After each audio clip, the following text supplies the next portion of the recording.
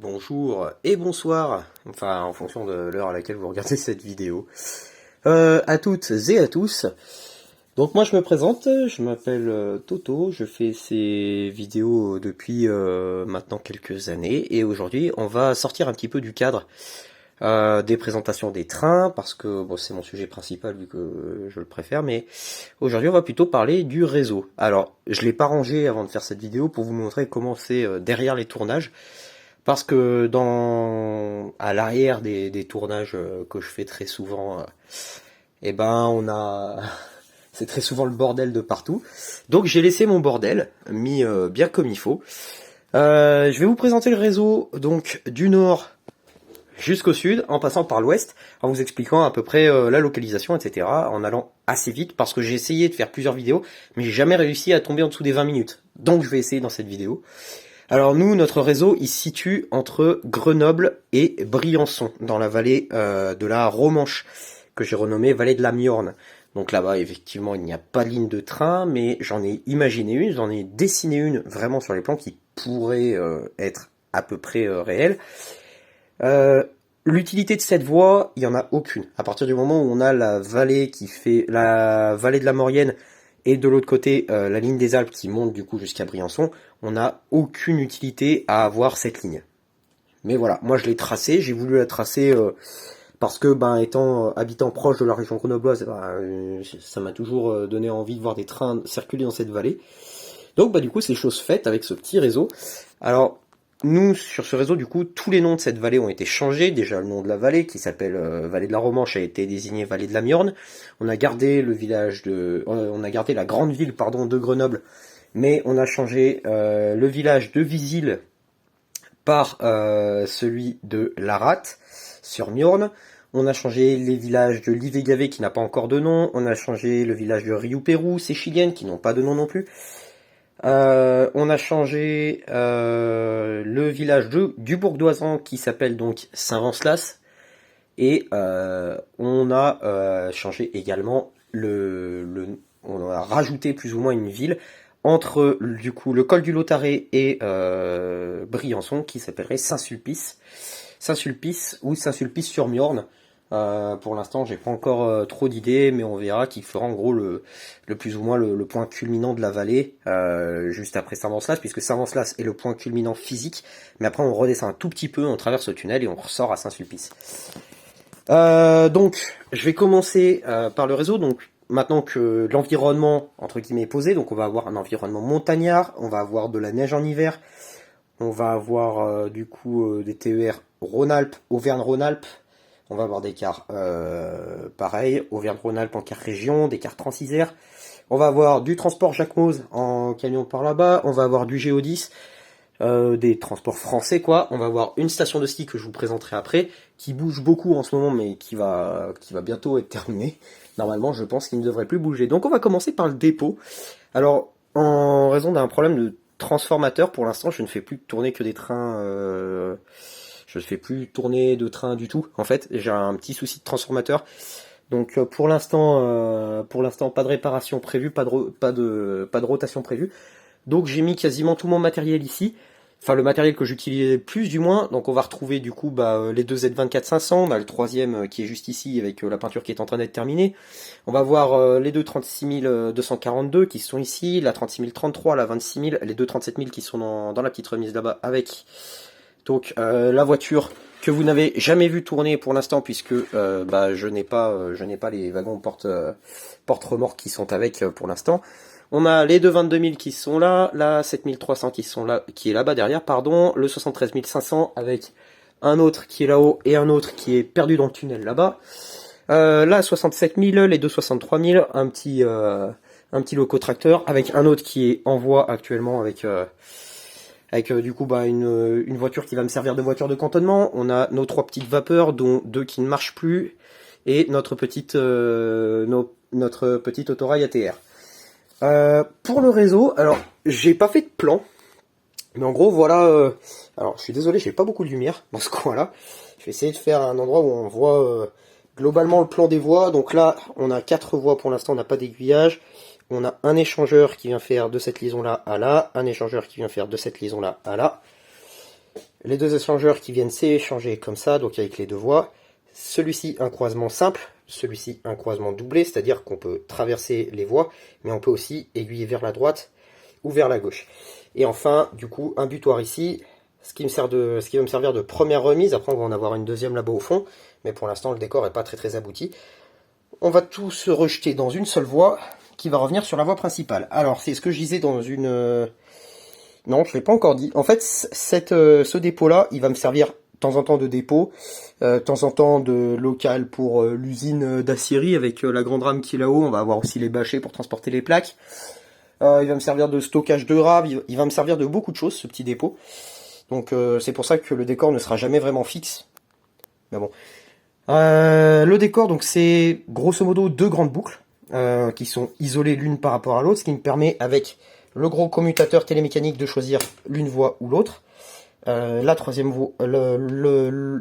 position du coup qui me sert à alimenter la petite voie en métrique qui fait juste un aller-retour juste là. À la base elle montait le long du mur, mais j'avais besoin de la place le long du mur.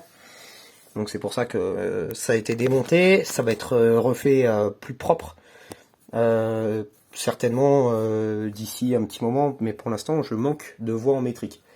Donc voilà, pour l'instant ce projet là est à l'arrêt. Donc ces deux voies sont isolées, réunies toutes les deux juste ici. Voilà. Donc c'est deux aiguillages isolés, hein, donc normalement il n'y a pas de problème d'électrique, c'est juste que je ne peux pas faire voyager une rame d'un côté à l'autre, puisque du coup le positif est relié ici, mais le négatif se rejoint. Donc en fait, si jamais je passe d'une voie à l'autre, je mets en court-circuit mon transformateur. Il faudrait que j'échange les deux fils. J'échange les deux fils qui sont juste ici, mais vu qu'ils sont soudés, pour l'instant, alors j'arrive pas du tout à faire la mise au point, je suis désolé. Donc ils se trouvent juste ici. Je suis vraiment désolé, je filme avec mon téléphone et ça a vraiment une qualité mais déplorable quoi. Donc ce petit village, on a l'entrée, on a quelques rotations avec du coup quelques immeubles, quelques habitations, la poste mairie, un petit poste d'aiguillage qui va très certainement bouger, une petite église, d'autres petites habitations ici. Je voyage plus par là. Donc l'école, avec j'ai fait l'effort de mettre des gamins dedans quand même. J'ai fait un petit effort. La gare, du coup, principale, elle change beaucoup de forme, mais globalement celle-là ne devrait plus bouger. Donc il y a quelques arrêts de bus, des petites navettes du coup qui vont nous permettre de monter jusqu'à la station. On va retrouver aussi une petite place de marché. On va continuer plus bas, du coup avec la vallée. La vallée, donc plus ou moins une gorge en fait, hein, une gorge donc avec l'allée en voie SNCF ici, qui va faire la boucle, revenir là-bas au fond et après rentrer dans le tunnel. Alors ici c'est ce que j'appelle le côté aval, là-bas c'est le côté amont. Il n'y a pas de différence de niveau puisque c'est un plateau simple. Donc dans le tunnel on voit pas très bien mais on a une boucle, voilà avec le petit 73 500. On ne voit pas très bien, mais ça a été une vraie galère. Vous voyez, les éclisses sont pas du tout faits proprement. On a beaucoup d'écart, on a beaucoup de déraillements, notamment sur celle-là, avec une voie qui est très bancale. Parce que j'ai fait le virage un petit peu trop serré, en fait, je me suis raté dans mon plan. Donc voilà, il y a beaucoup de choses à revoir sur ce réseau, donc j'y fais petit à petit, mais pour l'instant, c'est pas super facile.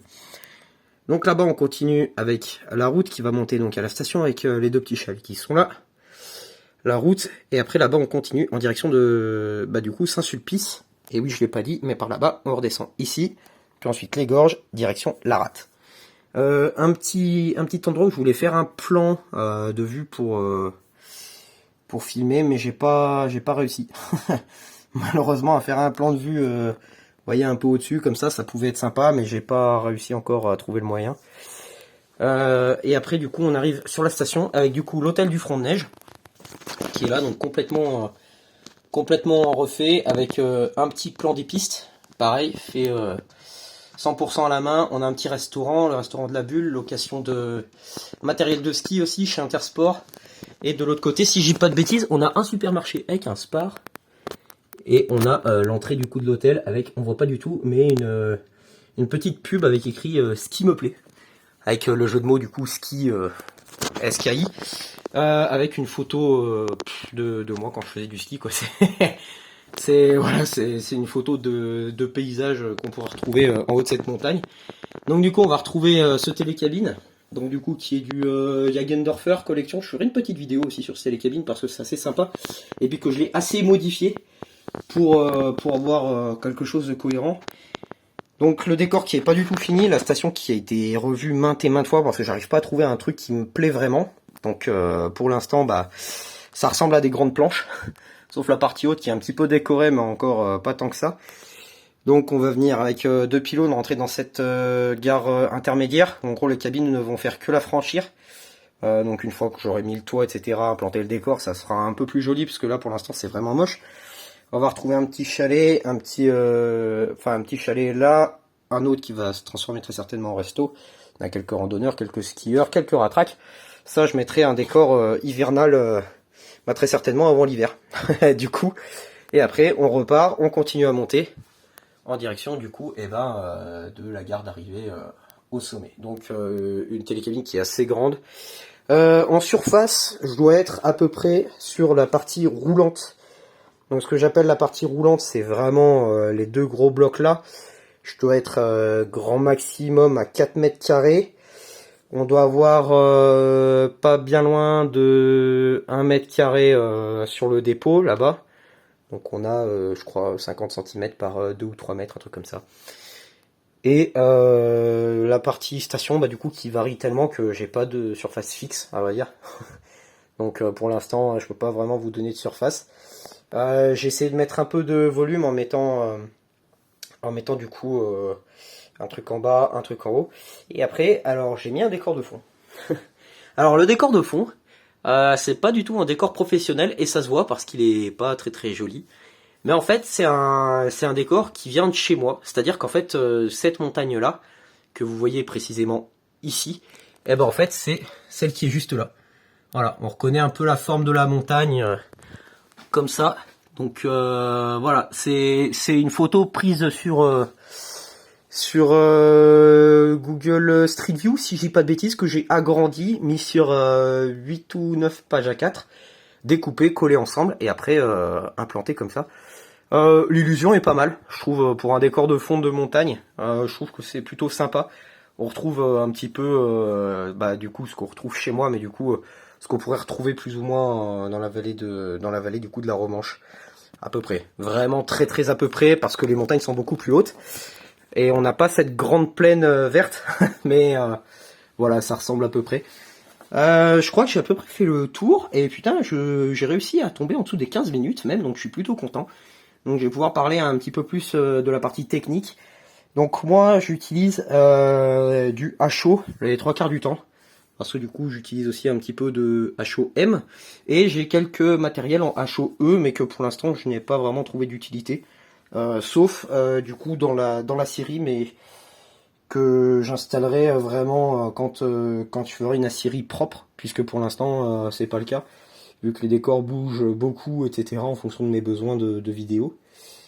Donc voilà, là pour l'instant je prépare une petite vidéo un petit peu spéciale sur les spottings en station. On m'a demandé certains d'entre vous m'ont demandé de changer de point de vue, puisqu'effectivement je fais beaucoup ce point de vue là, parce qu'en fait c'est là où le décor est le plus travaillé. Donc et encore il est pas génial, hein. On voit les punaises, on voit des trous partout dans le décor. Ouais, quand on le regarde de près, le décor est pas joli, mais voilà, moi mon but c'était vraiment de tester des choses. J'ai pu tester les choses que je voulais et maintenant je pense être prêt à attaquer mon circuit final, mon réseau final qui sera du coup fait bien plus intelligemment que celui-là. Et encore déjà celui-là est fait plus intelligemment que mon premier réseau sur l'Alpe 2000.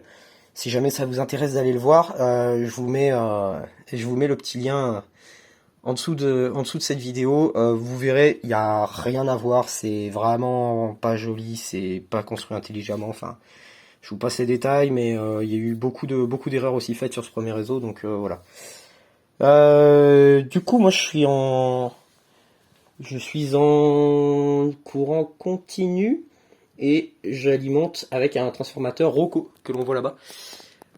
Donc c'est pour ça que Pour l'instant, eh ben, il y a pas beaucoup de, il y a pas beaucoup de trains qui peuvent circuler ensemble, puisque du coup, bah, je suis limité en termes de locomotive sur la même voie à 2, 3 grands maximum, et si je mets pas trop d'intensité, parce qu'après ça fait forcer comme un enragé le transformateur, donc c'est pas une très bonne idée. Euh, Qu'est-ce que je vous ai pas dit? Ah si, que du coup, vu avec mon problème de transformateur, donc à la base il y en avait un deuxième ici. C'est pour ça que dans les premières vidéos, vous voyez de temps en temps deux trains qui se croisent. En fait, quand j'en ai cramé un l'hiver dernier, bah j'en ai pas retrouvé. En tout cas, pas en dessous de 70 euros, donc ça fait un peu chier pour un transformateur.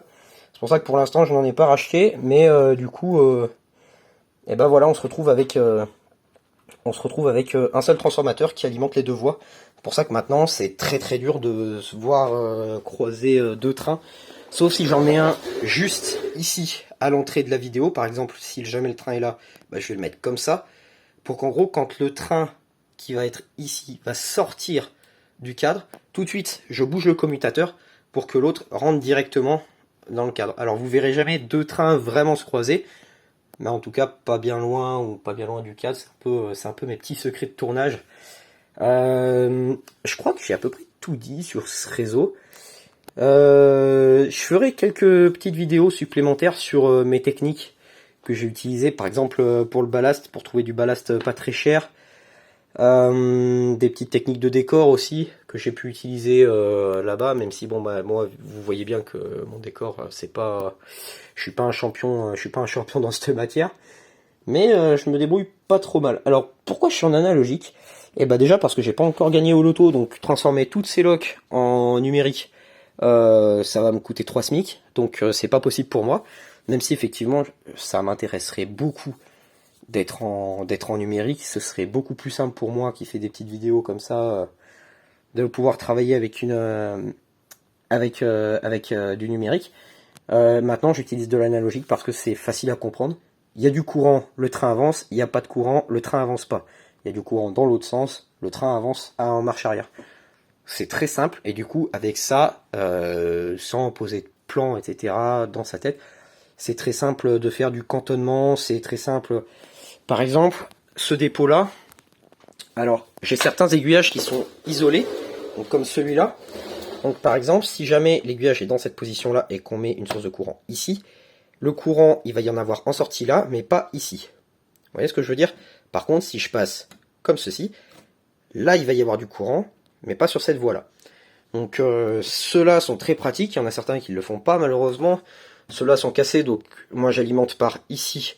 Donc j'ai tout le temps du courant là-dedans, là-dedans et là-dedans. Donc voilà, c'est pas forcément évident à utiliser. Je mets mes doigts dans la caméra, c'est une très bonne idée. Mais voilà, je vais isoler du coup les aiguillages petit à petit. Et après je vais mettre des fils avec des petits commutateurs qui vont me permettre de jouer par exemple, et ben si je veux faire avancer cette 22 000 là, mais pas les autres, et ben du coup je vais faire une jonction sur cette voie là. Et je vais pouvoir alimenter du coup cette voie, cette voie, cette voie, cette voie. Pareil, si je veux par exemple la faire sortir ce Z24500, et ben je vais pouvoir alimenter cette voie et cette voie, parce qu'ici par exemple il pourrait y avoir une locomotive, etc. Donc voilà, j'ai plein de petits stratagèmes que je vais mettre en place petit à petit, puis que je mettrai très certainement en vue dans une prochaine vidéo. Moi je vais pas vous spoiler l'objet de la prochaine vidéo, puisque du coup on va sortir un petit peu du cadre classique des spottings en station. On va rester dans une spotting en station, mais un petit peu plus différente. Mais elle arrivera pas avant, je pense, la mi-octobre. Donc pour l'instant, je vais la laisser à l'arrêt. Les spottings en station, ou alors j'en referai peut-être une ou deux sur la base classique avant de terminer celle-là. Moi, je vais vous laisser là. Je vous ai dit globalement tout ce qu'il y avait à dire. Si jamais vous avez des questions, n'hésitez pas à les poser en commentaire, puisque vous savez qu'à chaque fois, je suis ouvert aux discussions dans les commentaires. Ça me permet aussi d'échanger directement avec vous sur des sujets, d'autres choses que vous aimeriez voir. Par exemple, le changement de point de vue, où effectivement, vous avez été très très nombreux à me demander cette vidéo. C'est pour ça que je l'ai faite.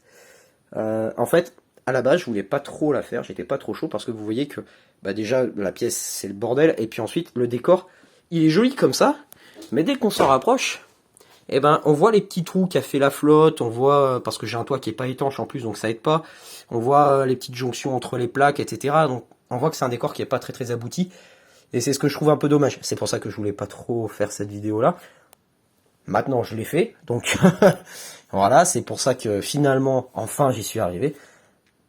Mais globalement, voilà, il y a des trucs que je vais certainement pas faire, d'autres que je ferai presque à contre-cœur comme cette vidéo.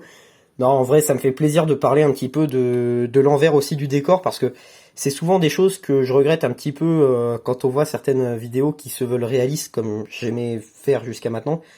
C'est-à-dire, on reste dans le monde de la fiction, on reste à l'échelle 1/87e, et on reste le petit personnage qui va se balader dans le village, plus que le grand con qui joue au train derrière sa caméra. C'est c'est plus comme ça que j'aimais ce style de vidéo, mais bon, avec mon décor qui est pas très abouti, malheureusement je suis pas capable de faire des miracles. Donc c'est pour ça que je faisais cette vidéo, et puis bah moi globalement je vous ai tout dit. Il y a quelques petits secrets cachés un peu de partout, des cars que j'ai refait ou des véhicules que j'ai déjà croisés. Mais voilà, tout ça je vous les présenterai dans une prochaine vidéo. Donc très certainement il va y avoir une vidéo sur cette télécabine qui va arriver, très certainement une vidéo sur les véhicules aussi. Enfin, tout ça je vous en parlerai dans les prochaines vidéos. Moi, si cette vidéo vous a plu, je vous invite à mettre un petit pouce bleu comme on dit d'habitude. Et puis moi je vous retourne dans la prochaine. Allez, à plus. Ciao ciao.